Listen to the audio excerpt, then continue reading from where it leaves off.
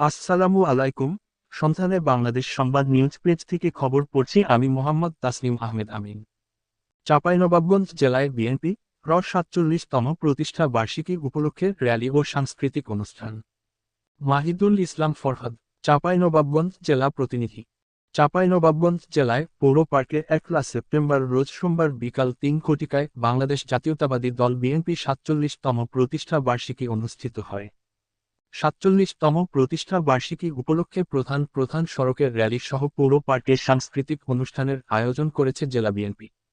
বাংলাদেশ জাতীয়তাবাদী দল বিএনপি ঘোষিত ৩১ দফার রূপরেখা বাস্তবায়ন করাই প্রধান লক্ষ্য।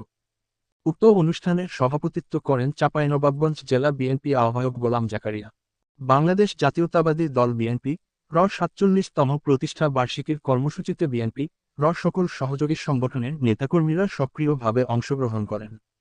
বাংলাদেশ জাতীয়তাবাদী দল বিএনপি র ৩১ দফা বাস্তবায়নের লক্ষ্যে দেশ ও জনগণের ভোটাধিকার পুনঃপ্রতিষ্ঠা, গণতন্ত্র ও সুশাসন নিশ্চিত করার লক্ষ্যে বিএনপি ৩১ দফা কর্মসূচি